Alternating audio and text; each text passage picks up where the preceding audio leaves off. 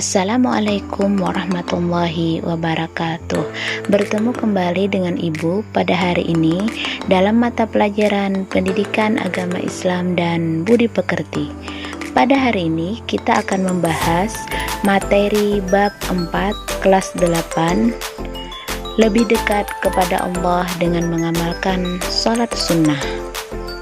Untuk lebih jelasnya, simak video pembelajaran yang Ibu berikan.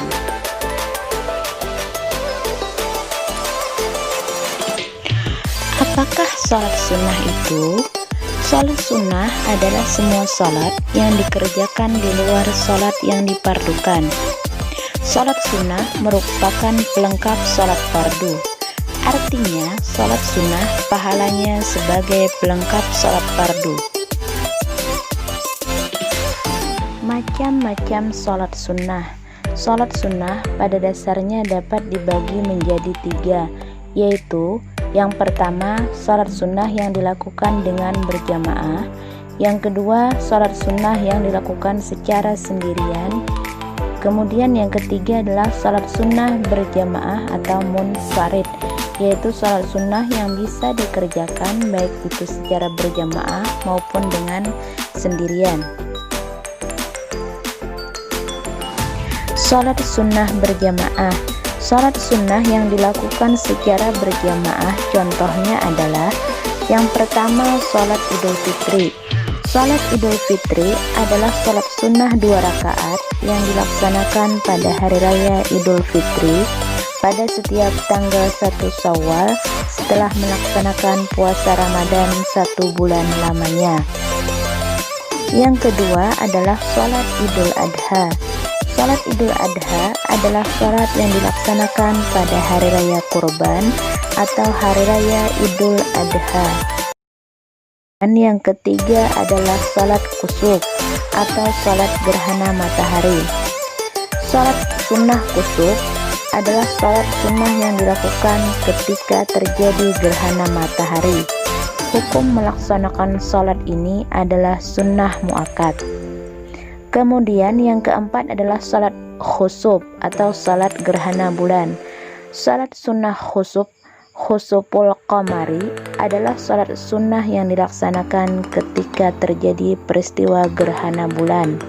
Hukum melaksanakan salat ini adalah sunnah muakkad. Kemudian yang kedua adalah salat sunnah munfarid. Salat sunnah munfarid di sini ada 3 macam. Yang pertama adalah salat sunnah rawatib. Salat sunnah rawatib adalah salat yang dilaksanakan menyertai atau mengiringi salat fardu, baik itu sebelum maupun sesudah salat fardu. Yang kedua adalah salat tahiyatul masjid. Salat tahiyatul masjid adalah salat sunnah yang dilaksanakan untuk menghormati masjid. Salat ini disunahkan bagi setiap muslim ketika memasuki masjid. Kemudian yang ketiga adalah salat istikharah. Salat istikharah adalah salat yang dimaksud untuk memohon petunjuk kepada Allah Subhanahu wa taala. Yang ketiga adalah salat sunnah yang bisa dilakukan dengan cara berjamaah atau juga dengan cara munfarid atau sendirian. Contohnya di sini adalah pada salat tarawih. Salat tarawih adalah salat sunnah yang dilaksanakan pada malam bulan Ramadan. Kemudian yang kedua adalah pada salat witir. Salat witir adalah salat yang dilaksanakan dengan bilangan ganjil, bisa 1, 3, 5, 7, 9 atau 11 rakaat. Hukumnya adalah sunnah muakkad. Salat duha.